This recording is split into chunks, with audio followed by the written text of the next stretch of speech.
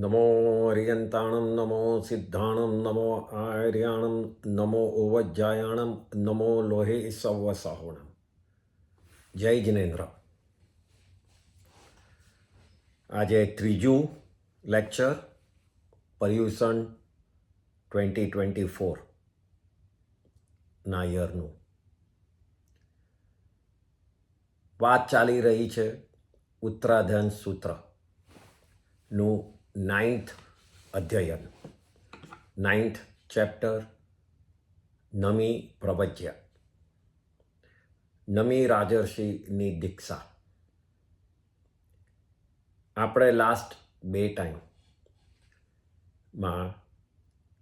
2 સવાલ જે ઇન્દ્ર બ્રાહ્મણના રૂપમાં નીચે આવી અને રાજર્ષિને દીક્ષા લેતા અટકાવે છે અને સવાલ પૂછે છે કે શેના માટે દીક્ષા લો છો. પહેલો સવાલ આપણે જોયો કે ઇન્દ્રએ પૂછ્યો કે તમારી નગરી, તમારું કેપિટલમાં બધા કોલાહલ કરે છે, they all are crying, they are sad. તમે તો દયાળુ છો, તમે એ બધાને તમે શાંત પાડો, એ લોકોને દુઃખ દૂર કરો અને પછી જ દીક્ષા કેમ નથી લેતા. આ એમનો પહેલો સવાલ હતો જેનો આપણે આન્સર જોયો. એના પછી ઇન્દ્રએ બીજો સવાલ પૂછેલો. ઇન્દ્ર એ જ પોતે રાજાના પેલેસ અને એના રાણીના પેલેસને બાળતા હતા અને બળતા રહ્યા પેલેસને બતાડીને રાજાને કહે છે કે હે રાજર્ષિ, તમારા પેલેસ જુઓ, તમારા રાણીના પેલેસો જુઓ, એ બધું બળી રહ્યું છે. તો તમે, ઇઝ નોટ યોર ડ્યુટી કે તમારે એ બધું શાંત કરી, બળતું અટકાવી, બધું બરાબર ધ્યાનથી સાચવી અને પછી દીક્ષા લેવી જોઈએ? આમ બીજો સવાલ ઇન્દ્રએ પૂછેલો, જેનો આન્સર બી રાજર્ષિએ બરાબર રીતે આપ્યો. આગળ હવે ઇન્દ્ર ત્રીજો સવાલ પૂછે છે. એ રાજર્ષિને કહે છે કે હે રાજર્ષિ, પહેલા તમે કિલ્લો means castle, why don't you make castle? ગઢનો દરવાજો, વેરી સ્ટ્રોંગ એન્ટ્રી માટેનો દરવાજો, ટુ સિક્યોર યોર કેપિટલ. ખાઈ, એની આજુબાજુ ખાઈ બનાવવાનું, ઇટ્સ કોલ્ડ મોટ. શસ્ત્રો, વેપન્સ, એ બધું જ પહેલાં એરેન્જ કરી અને Y don't you safeguard your capital? તમારા નગરને સેફ કેમ નથી બનાવતા? તમારે એમ ન કરવું જોઈએ દીક્ષા લેતા પહેલા? આ રીતે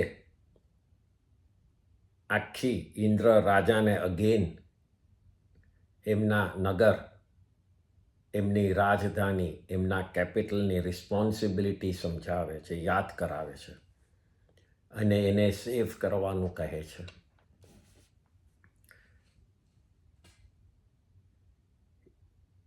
ઇન્દ્ર બહુ ચોખ્ખું કહે છે, if I may repeat in English, કે make walls around your capital, make very strong door for entry and exit from the capital, have enough weapons to defend it.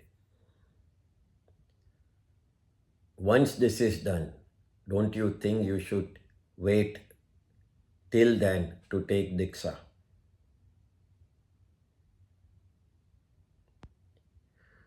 આ સવાલ રાજર્ષિએ સાંભળ્યો અને એ કહે છે બહુ જ શાંત મનથી કે હે બ્રાહ્મણ, કારણ કે રાજર્ષિને તો ખબર નથી આ ઇન્દ્ર છે, એને તો સામે બ્રાહ્મણ જ દેખાય છે. હે બ્રાહ્મણ, તમે કયા નગરની વાત કરો છો? જે નગર મારાથી પહેલા કોઈ બીજાનું હતું અને મારાથી પછી બીજાનું થવાનું છે, તો એ નગરની જો વાત તમે કરતા હોય તો એ મારું હતું જ નહીં. તો પણ હું એમાં રહેલો છું અને એનું મેં ઘણું કર્યું છે. પણ એ બ્રાહ્મણ, હવે સાંભળો કે મેં હવે એક બીજી વાત તમને કરું કે મારી અંદર જ મેં એક ખૂબ જ સરસ નગર બનાવ્યું છે. મારા અંદર જ એક ફાઇન નગર બનાવ્યું છે મેં, અને એ આત્મરૂપી નગર છે. My own capital is my own soul. મારી રાજધાની, મારું નગર એ મારો આત્મા જ છે. અને એને સુરક્ષિત રાખવા, એને ડિફેન્ડ કરવા મેં શું કર્યું એ તમને સમજાવું, એમ બ્રાહ્મણને કહે છે રાજર્ષિ. આત્મરૂપી નગરને સુરક્ષિત રાખવા, ડિફેન્ડ કરી રાખવા માટે બ્રાહ્મણ, મેં શ્રદ્ધારૂપી દિવાલ ચારે બાજુ કોટ કર્યો છે, શ્રદ્ધારૂપી દિવાલ બનાવી છે. સંયમ રૂપી બધા શસ્ત્રો અને શિલ્ડ, જે ઢાલ કહીએ, એ મેં ઊભી કરી છે. બધા શસ્ત્રોને ઊભા કર્યા છે, ઢાલો બધી રાખી છે. એ સંયમ રૂપી. તપ રૂપી મેં સૈનિકો, સોલ્જર્સને રેડી કરી કાઢ્યા છે. ઇન ફોર્મ ઓફ તપ, ડિફેન્ડ કરવા મારા આત્મરૂપી નગરને મેં સૈનિકો રેડી કરી કાઢ્યા છે. 3 ગુપ્તી મીન્સ મન, વચન, કાયાની નિવૃત્તિ મીન્સ કંટ્રોલમાં રાખવા. એવો દરવાજો મેં કરી કાઢ્યો છે કે મન, વચન, કાયાને કંટ્રોલમાં જ રાખવું, એટલે એ દરવાજો બની ગયો છે એવો. અને ક્ષમા વગેરે 10 ધર્મ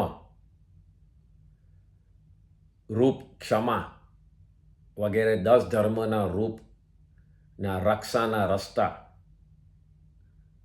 પણ રેડી કરી કાઢ્યા છે. એ બ્રાહ્મણ, તમે મને જે સુરક્ષિત કરવાની વાત કરો છો, એ જ સુરક્ષિત કરવા, એની જ રક્ષા કરવા તો હું બહાર નીકળ્યો છું. મારે જેની રક્ષા કરવાની છે તેની જ તૈયારી થઈ ગઈ છે. અને આના કારણે સૌથી મોટો શત્રુ જે પણ છે કર્મ, એ શત્રુને હું, મારો આત્મા એને હરાવી શકશે. 2 પ્રકારની નગરીઓ છે. There are 2 kinds of capital. 2 પ્રકારની નગરીઓ, એક છે દ્રવ્ય નગરી, ફિઝિકલ, અને એક છે ભાવ નગરી, ઇનસાઇડ. ભાવ એટલે પોતાના ભાવોના પરિણામો. બ્રાહ્મણને કહે છે રાજર્ષિ કે મેં દ્રવ્ય નગરી એટલે કે જે કેપિટલ છે હું જ્યાં રહેતો હતો એના માટે તો મેં ઘણું કર્યું, પણ હવે મારે મારા અંદરના પરિણામો અને આત્મરૂપી નગરી ભાવનગરીનું મારે સેફ કરવાની છે. સમય આવી ગયો છે. અહીંયા રાજાએ આ બધું વન અગેન્સ્ટ અનાધર કેવી રીતે સમજાવ્યું? તો સૌથી પહેલાં કીધું શ્રદ્ધારૂપી દિવાલો. What does it mean? આગમમાં આમ જ આવે છે, રાજાનો આ જ જવાબ છે. તો શ્રદ્ધારૂપી દિવાલો મીન્સ આત્મા એ તમારું એક નગર છે, યોર ઓન પ્લેસ, જે તમારું ઘર કહો કે તમારો મહેલ કહો, તમારું જે બી કહો, એ આત્મા છે. એ આત્માને મારે ચારે બાજુથી સેફ કરવો છે.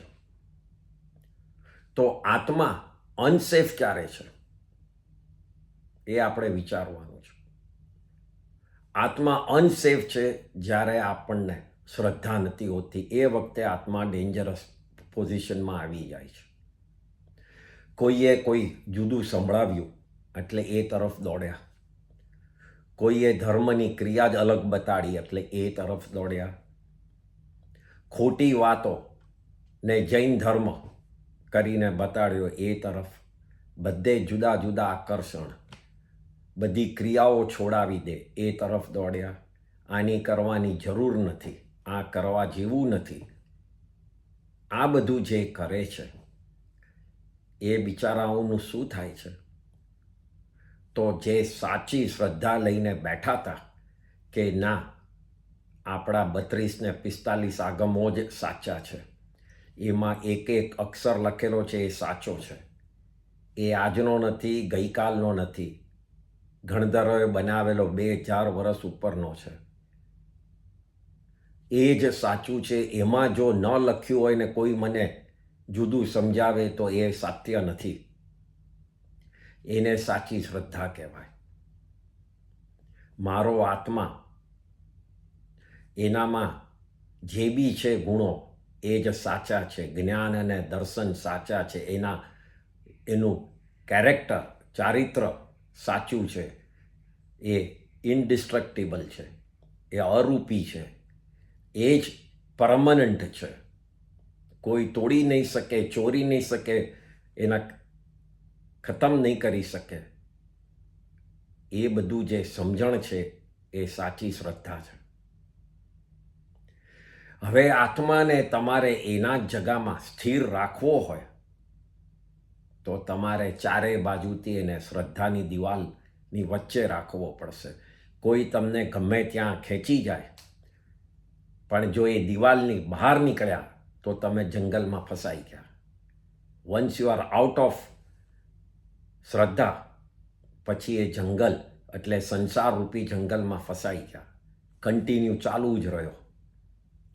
જે તમને ખેંચીને લઈ જાય છે એનું પરિણામ તો જે થવાનું હશે, પણ આપણું તો બગડ્યું ને.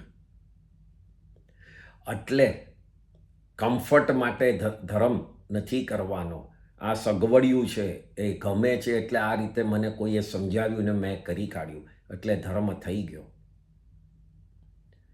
કોઈએ પુણ્ય બાંધવાનું કીધું અને કે આ જ સાચો ધર્મ છે, એ ધર્મ સંસારી ધર્મ છે. આત્મિક ધર્મ એ તો છેલ્લે પુણ્ય નહીં ને પાપે નહીં, એ તરફ જવાનું છે. અને એને છોડાવી દે અને કે એ બધું કરવાની જરૂર નથી, તો એ શ્રદ્ધાથી હલી જશો. અને હલી જશો તો તમારી જે દિવાલ છે એમાં ક્રેક પડશે, અને ક્રેક પડશે તો આત્માને જો બહાર નીકળી ગયો તો સંસારના જંગલમાં ફસાઈ ગયા. એટલે અહીંયા સૌથી પહેલાં તો રાજા શ્રદ્ધારૂપી દિવાલની વાત કરે છે. દિવાલ મીન્સ ધ કોટ, ચારે બાજુ wall. Second thing he said was સંયમ રૂપી ઢાલ અને શસ્ત્રો. ઢાલ in English is shield. When a warrior goes to fight, એના હાથમાં બે ચીજ છે, એક છે તલવાર ને બીજું એક શિલ્ડ. વાય. એ બંનેથી સામેથી આવતા એટેકને અટકાવે છે. તલવારથી પણ સામેની તલવારને લઈ એની સામે ફાઇટ કરીને એને અટકાવે છે, અને બીજા હાથથી બીજી તલવાર કોઈ મારતું હોય તો એને પણ શિલ્ડથી અટકાવે છે. તો એ બંને ચીજ શેમાં યુઝ થાય છે? બંને ચીજ સામેથી આવતા એટેકને સ્ટોપ કરી શકે છે. એટલે અહીંયા રાજર્ષિ એ જ કહેવા માંગે છે કે my biggest enemy which is the કર્મ, એ સામેથી કોન્સ્ટન્ટલી એટેક મને કરી રહ્યા છે. એવરી પળ એટેક કરી રહ્યા છે, મને ગમે કે ન ગમે, whether I like or not like, the attack is continuing. Only way to stop is હું મારી જાતને સંયમમાં મૂકું. હું મારી જાતને એવા પચકાણો, એવી પોઝિશનમાં મૂકી દઉં કે કર્મ અંદરથી આવતા જ અટકી જાય. સંયમનું આગળ આપણે વધારે સમજશું, પણ અહીંયા રાજા એ રીતે કહે છે કે એટલા જ માટે મેં સંયમ રૂપી ઢાલ અને વેપન્સ રેડી કરી કાઢ્યા છે કે જે મારી શ્રદ્ધા રૂપી દિવાલ છે એને પ્રોટેક્ટ કરી શકે. હું એમાં જ બેસું, એ જ ધ્યાનમાં બેસું તો કોઈ મારી શ્રદ્ધાને પણ હલાવી ન શકે. ત્રીજો પોઈન્ટ રાજાએ કીધેલું એ તપરૂપી સૈનિક. સૈનિક means soldiers. What do soldiers સિગ્નિફાય? They signify discipline. સૈનિકો ખૂબ જ ડિસિપ્લિન. અંદર ગામની અંદર બી જો કોઈ કચરો હોય, કોઈ ખોટું કામ કરતા હોય, એને પકડી અને એને બહાર કાઢી કાઢે છે. સૈનિકો સિક્યોરિટી રાખે છે ગામને ખૂબ જ સેફ બનાવવામાં. તો એ જ રીતે જે જૂના ખોટા ઘૂસી ગયેલા કર્મો છે, એક એકને પકડીને કાઢે છે અને ગામ, મારા આત્મારૂપી નગરને એ ક્લીન કરે છે. તો એ કામ કોણ કરે છે? તો એ કામ કરે છે તપ. They are like my soldiers.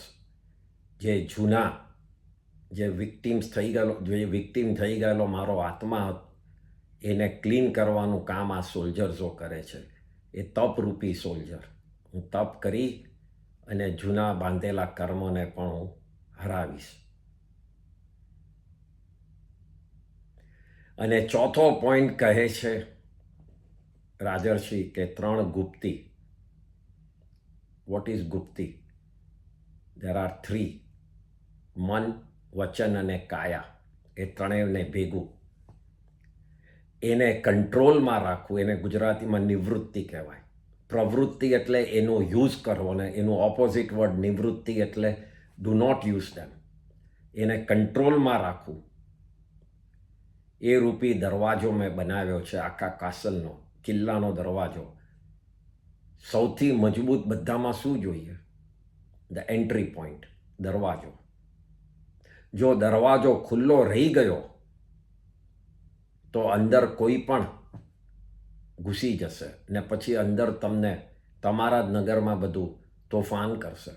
તો એ જ રીતે જો મનને કંટ્રોલમાં ન રાખ્યું, બોલવામાં કંટ્રોલ ન રાખ્યો અને કાયાથી આરમ સમારંભમાં પડી ગયા અને કંટ્રોલમાં ન રાખી, તો એ શું કહેવાય? તો એ દરવાજો ખુલ્લો રહી ગયો કહેવાય. અને જો દરવાજો ખુલ્લો રહી ગયો, ભલે ચારે બાજુ શ્રદ્ધાનો વોલ હોય, ભલે તમારી પાસે સોલ્જર્સ હોય, ભલે તમારી પાસે શસ્ત્રો હોય સંયમનો, પણ જો દરવાજો ખુલ્લો રહી ગયો તો બધું જ પ્રોટેક્ટ થતા દરવાજામાંથી એ અંદર ઘૂસી જશે કર્મો. એટલે મન, વચન, કાયાને ખૂબ જ ડિસિપ્લિનમાં રાખવું. એટલે સોલિડ દરવાજો. પછી તો ચારેય બાજુથી કોઈ જ અંદર આવી ન શકે. આ રીતે એમણે પહેલા 4 પોઈન્ટ કીધા રાજર્ષિએ કે શ્રદ્ધારૂપી દિવાલ, સંયમરૂપી શસ્ત્રો અને શિલ્ડ, તપરૂપી સૈનિકો સોલ્જર્સ, અને મન વચન કાયાની નિવૃત્તિ કંટ્રોલ રૂપી દરવાજો કિલ્લાનો, the main door of the fort. અને પાંચમું કીધું કે આ બધું કર્યા પછી પણ મારી પાસે એવો 10 પ્રકારનો ધર્મ છે જે મારું રક્ષા કરવાના જુદા જુદા મને રસ્તાઓ બતાડશે. એટલે હું કોઈક પણ રસ્તાથી તો બચી શકીશ જ. મારી પાસે એ પણ છે કે આટલું કર્યા પછી પણ હું મારા આત્માને બચાવી શકીશ. તો એ 10 પ્રકારનો કયો ધર્મ છે? તો એ આપણા આગમમાં બતાડ્યા છે. પહેલો છે ક્ષમા, to give forgiveness, to forgive and to ask for forgiveness.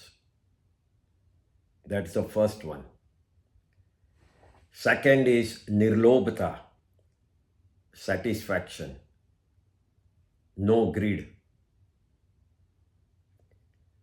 Third is saralta, having honesty,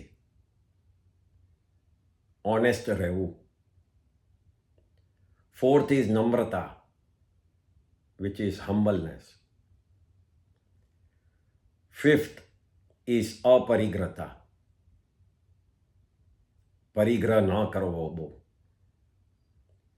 Sixth is satya, truthful. Seventh is disciplined character, charitra, સંયમ. Eighth is tap. Ninth એ જ્ઞાનનું દાન કરવું, જે જ્ઞાન લીધું છે એ બીજાને પણ આપવું. અને 10th ઇઝ બ્રહ્મચર્ય, સેલિબસી. તો આ 10 ને ધર્મ બતાડ્યા છે. આને જ જૈન ધર્મ કહેવાય છે. આગમમાં બહુ જ ક્લિયર છે. આ જે રસ્તાઓ પાળે છે એ જ ધર્મ પાળે છે. જે પણ આને ફોલો કરે એ ધર્મ પાળે છે. જૈન હોય કે નોન જૈન હોય, જો આ 10 રસ્તા જો પાળતો હોય તો irrespective whether you are Jain or non Jain, તમે ધર્મ પાળો છો એમ કહેવાય. અહીંયા આગમની એક કડીને સમજવાની છે. એમાં કહે છે એ ગાથામાં, એસ ધમ્મે ધુવે નીચે સાસએ જીણ દેસીએ સિદ્ધા સિજ જંતી ચાણેણમ સિજી જ સંતિ તહાવરે. Means what? કહે છે કે આ પ્રકારનો ધર્મ, આ જે ઉપર 10 પ્રકારનો ધર્મ બતાડ્યો છે એના માટે કહે છે કે આ પ્રકારનો ધર્મ એ જ ધર્મ ધ્રુવ છે, નિત્ય છે, શાશ્વત છે. મીન્સ ધ્રુવ મીન્સ કોન્સ્ટન્ટ છે, નિત્ય મીન્સ ઓલવેઝ રહેવાનો છે, શાશ્વત બી ઓલવેઝ રહેવાનો છે. એ બધા પર્યાયવાચી શબ્દ છે. Means their meaning comes to the same, but they are insist. એને બરાબર સમજાવવા 3 વર્ડ યુઝ કર્યો છે. એ ધ્રુવ છે, નિત્ય છે અને શાશ્વત છે. એનું ઇમ્પોર્ટન્સ બતાડવા કે આ જ ધર્મ, એ જેમ જૈન ધર્મને આપણે શાશ્વત કહીએ છીએ, એનું બિગિનિંગ નથી અને એન્ડ નથી, એવી જ એ જ આ ધર્મ છે. અને આ ધર્મ જિનેશ્વર ભગવંતોએ ઉપદેશેલો છે. આ ધર્મનો ઉપદેશ કોણે આપ્યો છે? તો કહે છે જીણ દેશીએ, એટલે જીણ ભગવંતોએ એ ઉપદેશ આપેલો છે. અને પછી કહે છે કે એનું પાલન કરનાર, એને ફોલો કરનાર અનેક જીવો સિદ્ધ થયા છે. સિજી સંતિ એટલે અનેક જીવો સિદ્ધ થયા છે અને અનેક ફ્યુચરમાં થશે પણ.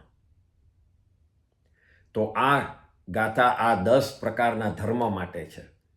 જો આ 10 પ્રકારનો ધર્મ પાળીએ તો આપણો પણ સિદ્ધ થવાના નંબર લાગી જશે.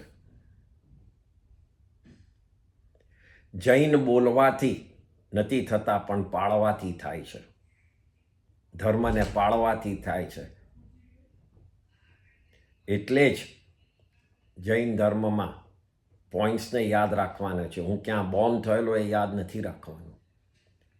કોઈ જન્મથી જૈન નથી, અહીં કોઈ મૃત્યુ પામવાથી પણ જૈન રહે કે ન રહે, પણ જો એને કેરેક્ટર પાળ્યું હશે તો જન્મમાં બી અને મૃત્યુ વખતે બી જૈન. તો આમાં એક એકને આપણે સમજીએ.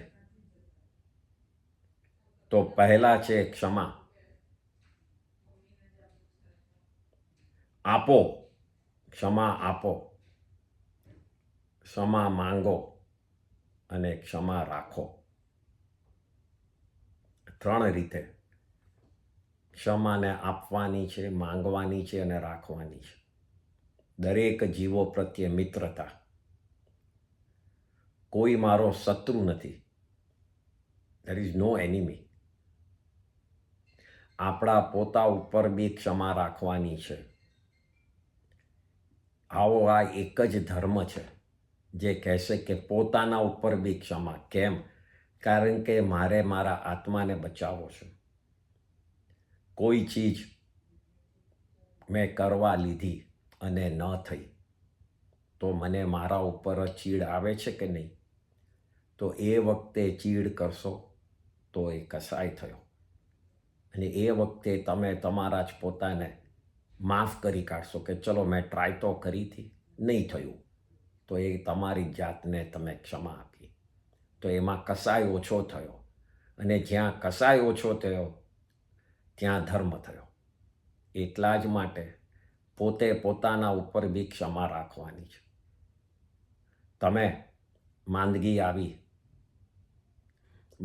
આવી અને દવા લીધી ને દવા કામ ન કરી તો પોતાના ઉપર ચીડ કે જો ને મારું શરીર આ દવા એડજસ્ટ નથી થતી, એમ કરીને ચીડ કરી અને ગુસ્સો કર્યો તો એ બરાબર નથી. દવા લીધી, ટ્રાય કરી પણ ન થયું, તો હવે જે છે આ છે. એ રીતે મનને સમજાવવું, એ પોતાના ઉપર ક્ષમા, પોતાના ઉપર જ ધ્યાન રાખ્યું કે ના, હવે મારે વધારે બગડવું નથી, ચીડ કરવી નથી. તો આ રીતની ક્ષમા એક ધર્મ છે. આપણે ક્ષમાપનાના દિવસે તો પોતે માંગવી અને બીજાને આપવી એના ઉપર વાત કરવાના જ છીએ. પણ હમણાં મેઇન તો આપણે ડે ટુ ડે ચીડ જે કરીએ છીએ એ ચીડને ઓછી કરવાની, બને તો ન કરવાની. બીજા ઉપર એ તો છે જ ધર્મ કે બીજા ઉપર તો ચીડ કે ક્રોધ નહીં જ કરવો. પણ આજે એક નવી ચીજ શીખવાની, પોતાના ઉપર બી નહીં. કારણ કે જ્યાં કસાય ત્યાં ધર્મ નથી. એ સિમ્પલ છે રૂલ. એટલે કસાય જો પોતાના ઉપર બી ચીડ આવતી હોય તો કસાય થશે, તો ધર્મ નથી, કર્મબંધ છે. એ ખાસ યાદ રાખવાનું છે. બીજું ધર્મનો રસ્તો છે નિર્લોભતા, satisfaction, not to keep greed. એકલું ભેગું કરવું તે જ નથી, ખાલી ભેગું જ કરવું એ નથી. ખૂબ ખાવું, ઊંઘવું, સંબંધો બહુ જ રાખવા, એ બધું એક પ્રકારનું ગ્રીડ છે. એક બધાનું મને જ જોઈએ છે, એક પ્રકારની ગ્રીડ છે. ઇંગ્લિશમાં a lot of you know the word FOMO, fear of missing out. એક પ્રકારની ગ્રીડ છે કે હું રહી ગયો. એ તમને મળે કે નહીં પણ કર્મ બંધ કરાવી જ દે છે. હું રહી ગયો બધી જ જગાએ. કારણ કે એના પછી નેક્સ્ટ એ ચીડ ચડે છે. નેક્સ્ટ એ કાં તો દુઃખી થવાય છે કે મને ન બોલાવ્યો, હું રહી ગયો, મારે જવાનું હતું, અરે હું બહારગામ હતો ને રહી ગયો એની પાર્ટીમાં. એ જે ફોમો છે એ પણ એક પ્રકારની ગ્રીડ છે. મોજ શોખને કંટ્રોલમાં ન રાખો તો અને એમાં જ મન રહ્યા કરે તો એ ગ્રીડ છે. જો બીજાને જોઈ અને એમ થાય કે મને કેમ આ બધું નથી મળતું, એને જ મળ્યું, એ પ્રકારની પણ આપણને ગ્રીડ થાય, લોભ થાય, તો એનો રસ્તો એક જ છે કે બને એટલું ઓછા મળો બધાને. જો એ લોકોનું જાણશો નહીં તો મનમાં આ પ્રકારના વિચારો નહીં આવે અને ભાવ નહીં બગડે. એટલે જો કાં તો તમે સરળપણે વાત સાંભળી શકતા હો, ભાવ બગાડ્યા વગર, તો સાંભળો અને મળો. નહીંતર બને તો એટલું ઓછા બનો તો કશાયો ઓછા બાંધશે. કારણ કે જો સ્વભાવ ન બદલી શકો અને કશાયો ઓછા બાંધવા હોય તો એ બેનો રસ્તો એ જ છે કે ઓછા મળો લોકોને, તો તમે બચી જશો. જ્યાં સુધી તમારો સ્વભાવ ન બદલાય ત્યાં સુધી બધાને મળી એ લોકોની વાત સાંભળીને મનમાં દુઃખ થાય, જેલેસી થાય, આપણને ગ્રીડ થાય કે મને આવું કેમ નહીં મળ્યું, એમ ચીડ ચડે પોતાના ઉપર, પોતાના કર્મો ઉપર. એ તો બહુ જ ખોટું થઈ જશે ને ખોટા કર્મ બંધ કરાવશે. તો આ બીજો પ્રકારનો રસ્તો છે નિર્લોભતા, to have satisfaction. Third is honesty, સરળતા. આટી ગૂટી નહીં, કોઈ પણ ચીજમાં આડી અવળું ચાલે જ નહીં. ઇન્ટેન્શન ખૂબ જ ચોખ્ખા રાખવાના. ચીટિંગ, માયા, જીત પણ પકડી નહીં રાખવી. બધાને સાથે રહીને આગળ વધવું. ધર્મના ડિસ્કશનમાં બી ઝઘડા નહીં. કેટલીય જગાએ અત્યારના તો ધર્મમાં બી એટલા જ ઝઘડા છે, મારાપણું, તારાપણું. મને આટલા શિષ્યો, આને આટલા શિષ્યો, અભિમાન, એટલું બધું થઈ જાય છે. સરળ જ નથી રહેતા. એક દિવસથી બીજા દિવસના ફરકમાં બી હું ખોટો ને તું સાચો. ધર્મનો મેઇન પોઈન્ટ જ નથી સમજતા. દિવસ આર એરેન્જડ ફોર આપણા સાયકલ માટે, ડિસિપ્લિન માટે. ઇટ્સ નોટ કે આ જ દિવસે, આ જ મિનિટે હું આ જ રીતે બોલીશ તો જ મારા કર્મ ક્લીન થશે, નહીંતર નહીં થાય. એ ટોટલ ખોટી વાત છે.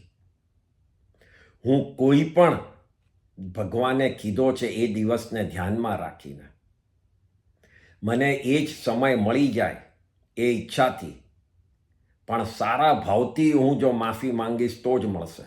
જો બધું જ મળ્યું પણ ભાવ સારા નહીં હોય કે જો પેલો ખોટો હતો, આપણે તો સારી રીતે હમણાં જ કરી કાઢ્યું, તો એમાં કોઈ નથી, કસાય જ છે. સાચા ખોટાના ઝઘડામાં નક્કી કરેલું હોય કે એક સાથે પ્રતિક્રમણ કરશું સંવત્સરી, અને લોકો વહેલા જઈને કરી આવે કે અમારો તો આ જ દિવસ છે. અમુક લોકો અમારો તો પાછળનો જ દિવસ છે. સંઘે નક્કી કર્યું હોય કે આપણે આ રીતે કરવું છે, એ વખતે બધાએ જ નક્કી કરેલું સાથે, અને પછી આ કરે તો એમાં કોઈ માફી નથી. જે તમારે સમજવું, જેને જે સમજવું એ સમજે કે ના મેં ધર્મ કરી લીધો છે, પણ એ ચોરી જ કરેલી કહેવાય. નક્કી કરેલું સંઘ જોડે હોય એ પ્રમાણે ન વર્તો તો એ એક પ્રકારનો દોષ છે જ. પહેલેથી કહી દો કે ભાઈ અમારે આ જ રીતે કરવું છે, અમે જુદું જ આ કરશું, એ વાત જુદી છે. એમાં પણ બને તો સરળતા રાખી અને સાથે કેવી રીતે થાય. આપણે જેટલા જણ બહારગામ રહીએ છીએ, જે ઇન્ડિયામાં નથી રહેતા, એ દરેક સિટીમાં community of Jain is not that big.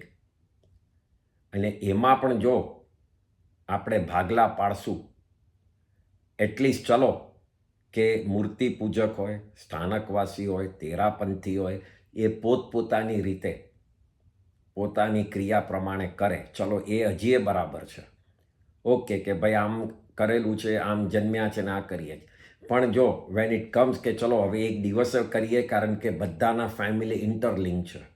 Interlink હોય એટલે વોટ આઈ મીન ઇઝ એક જ ફેમિલીમાં બે મૂર્તિ પૂજક પણ સંબંધ થયા હોય ને સ્થાનકવાસી બી થયા હોય, હવે એ બધાને સમમેળ રાખીને બધાનું એક સાથે જ ચાલવું હોય, પારણું આવવું હોય, તો એમાં આપણે સરળ રીતે રહેવું પડે. ક્રિયા ભલે તમારી કરો, પણ એક દિવસ આગળ કરો, એક દિવસ પાછળ કરો, જે બી નક્કી કરો કે ઓલ્ટરનેટ કરો, જે બી કરો, તો એ રીતે રહેવાથી સરળતા કહેવાય. અને એ સરળતા એ ઓનેસ્ટી છે કે હું બધું જ આ રીતે કરીશ, મને કોઈ વાંધો નથી. એ અંદરના ભાવથી કરવાનું છે. એના પછી ચોરી કરીને મેં પહેલું બધું પટાવી દીધું, એમાં કંઈ ધર્મ નથી. ભલે તમે કર્યા ને તમારું કોઈને ખબર નહીં પડી, અને આપણે ખુશ થઈ કે જોયું મેં તો કરી કાઢ્યું ને કોઈને ખબર નહીં પડી, કે હું તો પછી કરીશ, કોઈને ખબર જ નહીં પડી. ઓકે, કોઈને નથી ખબર પડી, તમારા આત્માને ખબર પડી ગઈ છે, તમારા કર્મબંધને ખબર પડી ગઈ છે. એટલે આ ખાસ યાદ રાખવાનું, સરળ રહેવાનું એ ધર્મનો એક રસ્તો છે જ. ચોથો પોઈન્ટ છે નમ્રતા. ચોથો રસ્તો નમ્રતા, હમ્બલ, જેમાં ઈગો, માન ને દૂર કરવાનો છે. અભિમાન જરાય ન હોવું જોઈએ. ઈગોલેસ માણસ જ એકદમ હળુકર્મી હોય એ જ થઈ શકે. અહીંયા ગાંધીજીનો એક દાખલો એમની પોતાની ઓટોબાયોગ્રાફીમાંથી છે કે ગાંધીજી પોતે સુરત જતા હતા. એમાં એક ટ્રેનમાં બેઠા હતા અને એક ટોળું આવ્યું, અ ગ્રુપ ઓફ પીપલ, અને એમને ગાંધીજીને ઊભા કર્યા. એ તો એકલા શાંતિથી બેઠા હતા કે તમે પ્લીઝ અમે લોકોને બધાને અહીંયા બેસવું છે, તમે બીજે જઈને બેસો. એટલે ગાંધીજીએ તો શાંતિથી ઊભા થઈને બીજે જઈને બેઠા. તો ત્યાં છેલ્લે પાછું બીજું એક ટોળું આવ્યું ને એમને કીધું કે પ્લીઝ તમે અહીંયાથી ખસો, અમને બધાને બેસવું છે, કે તમે બીજા બેસો. એટલે ગાંધીજી ત્યાંથી પણ ઊભા થઈને બીજે ગયા, ત્યાં બીજે બેઠા. સુરત આવ્યા તો આજે બધા ટોળાનો આવવાનું કારણ એ જ હતું કે ગાંધીજીનું બહુમાન કરવાનું હતું. એમને ખબર નહોતા કે ગાંધીજી કોણ છે. જ્યારે જોયા ત્યારે બધાને શરમ આવી કે આ જ ગાંધીજી જેને અમે બે વાર ઊભા કર્યા, જેમનું અમારે બહુમાન કરવાનું હતું. સમજ્યા કે આવા જ મહાત્માનું કેમ બહુમાન થાય છે. એક અંશ માત્ર પણ ઈગો નહોતો, અભિમાન નહોતું. પોતાની સીટ બેઠેલી હતી, બોલ્યા પણ નહીં કે ઓકે, બીજી વાર પણ ઓકે. તો આવા ઈગોલેસ માણસો હળુકર્મી થાય છે. કોઈ ચીજનો કે મારું બહુમાન થવાનું છે અને આ લોકો સમજે જ શું, એવું તો મનમાંય નહોતું. ખૂબ જ નમ્ર, ખૂબ જ હમ્બલ, એ રીતે રહેવું એ ધર્મનો એક રસ્તો છે. પાંચમું છે અપરિગ્રતા, not to have too much accumulation of anything. 3 પ્રકારથી કરવાની છે, આ ખાસ યાદ રાખજો. અપરિગ્રતા એટલે પરિગ્રહ ન કરવો, એના 3 પ્રકાર છે. એક તો જરૂરિયાત વગરની ચીજ, જે ચીજ નથી જોઈતી એને ભેગી કરવી નહીં. બીજું, જે જરૂર છે એવી ચીજો પણ લિમિટમાં લાવવી, કે મારે જરૂરિયાતને જ ઓછી કરી કાઢું. એ બીજો પોઈન્ટ. પહેલો પોઈન્ટ કે જરૂરિયાત વગરની ચીજો ભેગી નહીં કરવી. બીજો પોઈન્ટ, જરૂરિયાતને જ નીચે લાવી દો એટલે ઓછું જ જરૂર પડે. અને ત્રીજો, વિચ ઇઝ વેરી ઇમ્પોર્ટન્ટ, એ જે જરૂરિયાતવાળી ચીજ ભેગી કરી છે એના ઉપર મોહ ન રાખવું, મારાપણું ન રાખવું, એને પણ ડિટેચ રાખવું. જરૂર છે એટલે લાવ્યો છું. એ 3 રીતે અપરિગ્રહ થવાનું છે અને એ જ સાચું અપરિગ્રહ છે. આપણે શ્રાવકપણામાં પરિગ્રહ ઘણો બાંધી શકીએ છીએ. શ્રાવક એટલે બધી ચીજનું છૂટ રાખવાની જરૂર નથી. જેમ જેમ ઉંમર વધે છે, વી વિલ સી કે કેટલી જરૂર ઓછી થતી જાય છે. એક ખાલી દવાઓની જરૂરિયાત વધે છે, બાકી બધું ઓછું થતું જાય છે. તો જેમ જેમ ઓછું થતું જાય એમ એને છૂટા કરી અને એની બાધા લેતા જઈએ તો એ બધી ચીજના દોષમાંથી આપણે બહાર નીકળતા જઈએ. તો અપરિગ્રહતા આ જ રીતે થશે. જેમ જેમ ન જોઈએ અવેર રહો કે આ મેં 6 મહિનામાં વાપર્યું જ નથી, જરૂર જ નથી, તો વાય શુડ આઈ એમ કરીને હવે એને છોડી દઉં. ધ 6th one is સત્ય, ટ્રુથફુલનેસ. આ પાપોમાં બીજું મોટું પાપ બતાડ્યું છે, વ્રતોમાં બીજું વ્રત છે. અસત્યથી હિંસા પણ ઘણી થઈ શકે છે. જો સત્યફુલ ટ્રુથફુલનેસ હોય આપણામાં તો લોકોને વિશ્વાસ બેસે, રિસ્પેક્ટ પણ મળે આપણને. કોઈ ખૂબ જ હળુકર્મી હોય, લાઇટ જીવ હોય, કર્મ ઓછા થઈ ગયા હોય, એ લોકો જ રિયલ સત્યને પકડી રાખી શકે છે. ટુ બી સત્ય રાખવું એ બહુ જ ઇઝી નથી. ઘણી ચીજોમાંથી પાસ થવું પડે છે. ફોર એક્ઝામ્પલ, ભાગીદારોમાં ઝઘડો થયો તો તમે તમારા ભાગનો સાઈડ લેશો કે સત્યનો સાથ? સત્યનો સાથ લો તો તમારા ભાગમાં ઓછું આવશે, અને ભાગનો સાઈડ લેશો તો સત્યમાં તમારે અસત્ય બોલવું પડશે. લેશો કયો ભાગ? કઈ સાઈડ લેશો? તમારા ફેમિલીમાં છોકરા જોડે કોઈ બીજાને એને કોઈ ભાગીદારીમાં ઝઘડો થયો તો એ વખતે તમને વચ્ચે બેસાડે તો તમે પ્રિન્સિપલી કોનો સાઈડ લેશો? છોકરાનો લેશો કે જે સાચું હતું એનો?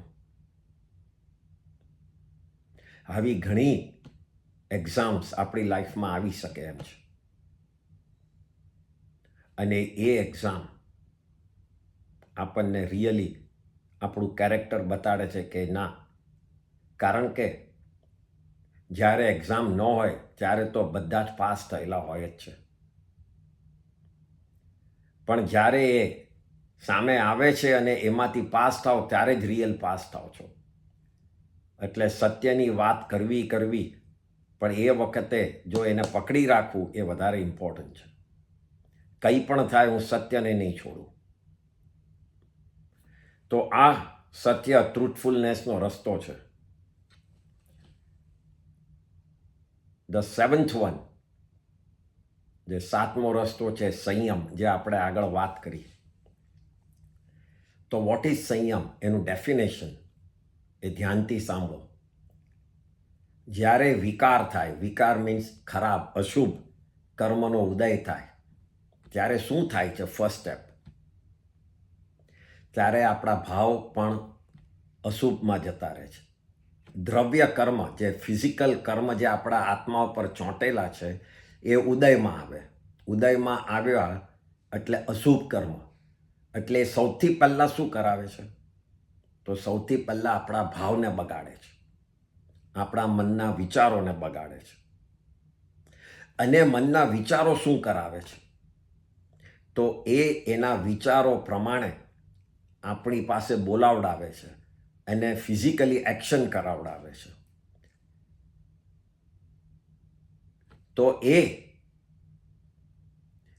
મનના ભાવોથી જે વિચારો આપણને ફિઝિકલી એક્શન કરાવે છે, આપણને બોલાવડાવે છે, એને અટકાવવું, એ જે આપણે પુરુષાર્થ કરવાનો છે, એના માટે જે આપણે આપણી તાકાત વાપરવાની છે કે મનના અશુભ ભાવો ને મારે ટ્રાન્સલેટ કરી અને વચન અને કાયામાં નથી જવા દેવા. ભલે ભાવમાં અશુદ્ધિ આવી ગઈ, ભલે મનમાં આવ્યું કે મારે જૂઠું બોલવું છે, પણ મોઢાથી મારે બોલવું નથી, એને હું પકડી રાખું છું. ભલે મનમાં આવી ગયું કે મારે ક્રોધ કરવો છે, કોઈને મારવો છે, પણ ફિઝિકલી બોડીથી લાફો નથી મારવો, એ પકડી રાખ્યો, એનો જે પુરુષાર્થ કર્યો.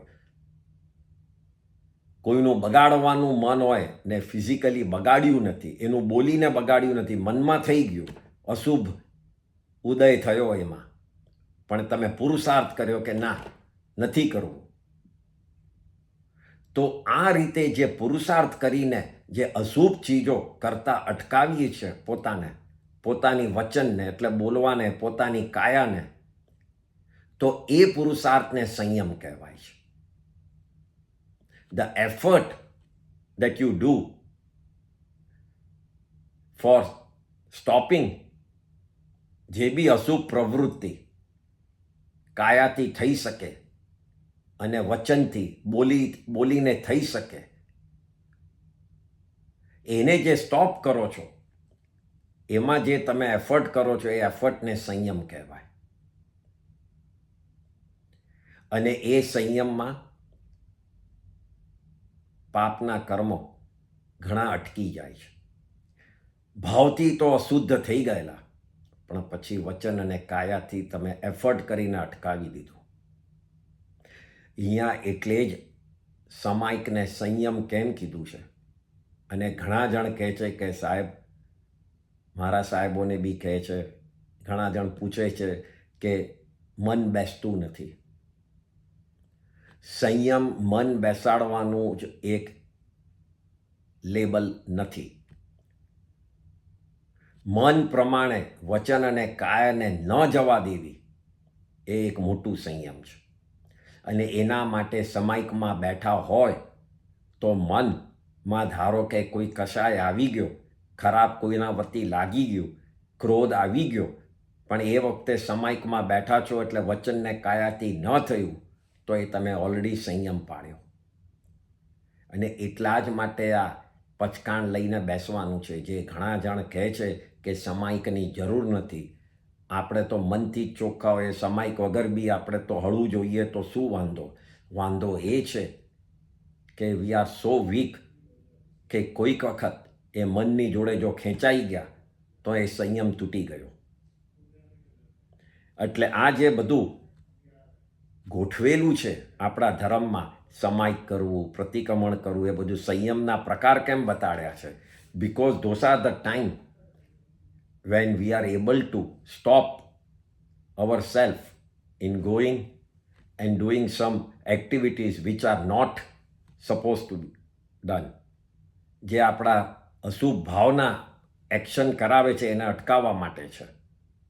સ્વાધ્યાય કરવો, એ બધું જ એ સંયમ છે. આપણા લોકો માટે, શ્રાવકો માટે 12 વ્રત લેવા એ સંયમ છે. એની લિમિટ કરવી એ સંયમ છે. 12માંથી 1 વ્રત લેવું પણ સંયમ છે. ડેઈલી 14 નિયમો આવે છે. 14 નિયમ ઇઝ અ વેરી સ્ટાન્ડર્ડ એક વ્રતમાં એ 14 નિયમ આવે છે, જેમાં ઇટ સ્ટાર્ટ્સ ફ્રોમ કેટલું હું ટ્રાવેલ કરીશ ઓન દેટ પર્ટિક્યુલર ડે, હું કેટલા કપડાં પહેરીશ, કેટલી વાનગીઓ આઈ વિલ ઈટ, કેટલી કાર હું યુઝ કરીશ, કેટલું કલાક હું ટીવી જોઈશ. There are different ways of stopping yourself unnecessarily doing things which you are not going to do, or to give yourself awareness કે મારે આ નથી કરવું. એના માટે આ 14 નિયમ એ શ્રાવકો માટે એક વેરી ઇમ્પોર્ટન્ટ ટૂલ છે કર્મ અટકાવવા માટેનો. 12 વ્રતો એ આખા વર્ષ માટેના છે. 14 નિયમો ડેઈલી બેઝ ઉપર છે. સો ઇન 12 વ્રત યુ મે સે કે હું આ 10,000 કિલોમીટરથી આગળ જઈશ નહીં, સિંગાપુરથી અમેરિકા સુધીની વચ્ચે જ જઈશ ફોર એક્ઝામ્પલ, બટ ધ 14 નિયમ will limit it. If you are in Bombay, કે હું આજે બોમ્બેની બહાર નહીં જાઉં, તો જે તમે 12 વ્રતમાં મોટી છૂટ રાખી હતી એને તમે પર્ટિક્યુલરલી એ દિવસના માટે ખાલી બોમ્બે પૂરતી કરી કાઢી.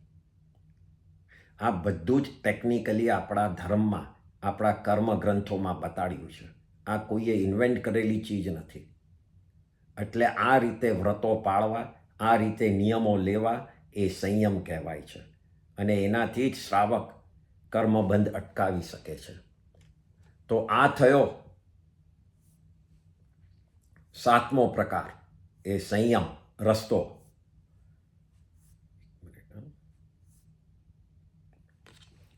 8મું છે તપ. તપ કરવો એટલે એનું સિમ્પલ એક્સપ્લેનેશન છે શરીરને આત્માથી અલગ માનવું, એની પ્રેક્ટિસ, એની સમજણ, એનું ધ્યાન રહે આપણને, એટલે તપ છે.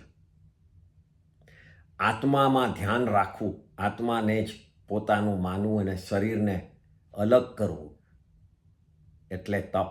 કોઈ પણ ચીજમાં અપવાસ કરો તો એ ધ્યાન રહે કે શરીરને ખાવાનું જરૂર નથી, આત્મા કંઈ થવાનું નથી. એકાસણું કરો, સેમ. ઓછી વાનગીઓ ખાઓ, ઓછી આઈટમો ખાઓ તો સેમ. આંબીલનું ખાવાનું ખાઓ તો સેમ. મન વચન કાયાને ખૂબ જ કંટ્રોલમાં રાખો તો સેમ. આમ જુદા જુદા તપના પ્રકારો છે. લોકોની સેવા કરો, ધ્યાનમાં બેસી જાઓ કે જ્યાં આત્મા ઉપરનું ધ્યાન, શરીરને ભૂલી ગયા. સ્વાધ્યાય એટલે કે સ્ટડીઝ કરો જૈન ધર્મનું, જેમાં આડું અવળું ટીવી જોવાનું બધું ભૂલી ગયું. જે આંખને ગમે છે, જે બેસી આરામથી બેસીને ગમે છે, એ બધું જવા દીધું ને સ્વાધ્યાયમાં બેસી ગયા, તો એ આત્મા ઉપર ધ્યાન થઈ ગયું. તો જેટલું પણ આત્મા ઉપર ધ્યાન જાય છે એ બધી જ ક્રિયાઓ તપ છે. અને એનાથી આત્મા હલકો થતો જાય છે, જૂના કર્મ નીકળતા જાય છે. બિકોઝ યુ આર ગિવિંગ આત્મા અ કાઇન્ડ ઓફ પાવર કે પોતાને જૂના કર્મથી છૂટા કરે. સો તપ, અને તપનું તો એક આખું આપણે જુદું જ ગણશું. આપણે આઈ થિંક પહેલાં કરેલું બી હતું. પણ એ 12 પ્રકારના તપ છે જે ભગવાને આ કર્મ આગમમાં બતાવ્યા છે. તો એ તપ એક રસ્તો છે ધર્મનો, બહુ જ મોટો રસ્તો છે. 9 તત્વમાંથી આ જે સંયમ અને તપ એ બે છે. જીવ અજીવ, પુણ્ય પાપ, આશ્રમ, સંવર. સંવર એટલે સંયમ અને નિર્જરા એટલે તપ. તો આ 9 તત્વમાંથી 2 તત્વ એવા છે જે પરમનન્ટ છે, રહેવાના જ છે. 9મું રસ્તો છે જ્ઞાનદાન. જ્ઞાનને શેર કરવો એક ધર્મનો રસ્તો છે. પોતાની પાસે જે છે એ બીજા જીવોને પણ આપવું કે એ લોકો બી સંયમમાં આવે, એ લોકો બી ખોટા કર્મ બંધથી અટકે. એવું પોતાની પાસે સાચું જે જ્ઞાન હોય બીજાને આપવું, એ એક રસ્તો છે. સ્વાધ્યાય કરવો અને બીજાને કરાવડાવો. કોઈ કરતું હોય તો એનું અનુમોદન કરવું કે આ બહુ સારું કરે છે, તું, તને આટલું મોડે થઈ ગયું, એ બહુ સારું છે. પ્રોત્સાહન આપે. કોઈ 2 કડી પણ મોડે કરી શકતી હોય તો એને પણ વાહ કહે. કોઈ આખું પ્રતિક્રમણ મોડે કરે એને પણ વાહ કહે. દરેક જણ પોતપોતાની કેપેસિટી પ્રમાણે કરે છે, એને જ્ઞાન છે. ખાલી આવડે આખું એને જ્ઞાન નથી. આખું આવડે ને અભિમાન કરે તો જ્ઞાનનો કોઈ અર્થ નથી. પણ કોઈ ખાલી 2 કડી બોલ્યા હોય ને એને તમે ખૂબ જ વખાણ કરો તો એને મન થશે કે હવે બીજી 2 શીખવું. કોઈને તોડી પાડવું જ્ઞાનમાં એ સૌથી મોટો દોષ છે. જેટલું આવડે, કારણ કે જ્ઞાન ચડવું ને ન ચડવું એ જ્ઞાનાવર્ણીય કર્મ ઉપર છે. એમાં કોઈ આપણી બુદ્ધિ છે નહીં. કોઈને જ્ઞાન બહુ ચડી જતું હોય ને અભિમાન કરે, જોયું મને કેટલું આવડે છે, એમાં કોઈ મોટો વાત જ નથી. એ જ્ઞાનાવર્ણી કર્મનો ક્ષયોપશમ થયો તો એટલે આવડે છે. બાકી સામેવાળામાં બી એ જ જ્ઞાન છે, ખાલી હમણાં એને કર્મએ અટકાવેલું છે. એટલે અભિમાન કરવું એ મોટો દોષ છે. એટલે જ્ઞાનદાન ખાસ યાદ રાખવું એક રસ્તો છે. અને 10મું છે બ્રહ્મચર્ય, સેલિબસી. બ્રહ્મચર્ય એટલે બ્રહ્મ એટલે આત્મા, આત્મામાં જ ચાલવું, આત્મામાં જ રહેવું એટલે બ્રહ્મચર્ય એનો મિનિંગ છે. મૈથુન ન સેવવું, બીજાનો કનેક્શન ન રાખવા, પોતે ને પોતાનો આત્મા, બસ એ બ્રહ્મચર્ય. કનેક્શન નહીં, કોઈ મૈથુન નહીં, સ્ત્રી જોડે, પુરુષ જોડે, નપુંસક જોડે. આપણું ચોથું જે વ્રત આવે છે એમાં છે જ ચોથા વ્રતમાં. તો એ પ્રમાણે આત્મામાં રહેવું, આત્માને શુદ્ધ બનાવવા તરફ લઈ જવો એટલે બ્રહ્મચર્ય. તો આ 10 પ્રકારના ધર્મ એ શ્રાવકો પણ કરી શકે છે. અને અહીંયા નમી રાજર્ષિ બ્રાહ્મણ રૂપી ઇન્દ્રને કહે છે કે મેં એવા રસ્તાઓ મારી પાસે છે કે હું મારા આત્માને બધી જગાએથી બચાવું, શ્રદ્ધા એના આજુબાજુ રાખીને બચાવું, હું સંયમથી બચાવું, તપથી બચાવું, મન વચન કાયાને ખૂબ જ કંટ્રોલમાં રાખીને બચાવું, અને પછી આ 10 પ્રમાણે હું એ રસ્તાઓ ઉપર ચાલું તો મારું નગરી ખૂબ જ સુરક્ષિત રહેશે. મારી જે આત્મારૂપી જે નગરી છે એ ખૂબ જ સ્ટ્રોંગ રહેશે અને સોલિડ રહેશે. તો આ રીતે ત્રીજા ક્વેશ્ચનનો જવાબ આપતા રાજર્ષિએ ઇન્દ્રને સમજાવ્યું. હવે ચોથો સવાલ અને એનો જવાબ આપણે આવતા ફેરે. જય જિનેન્દ્ર.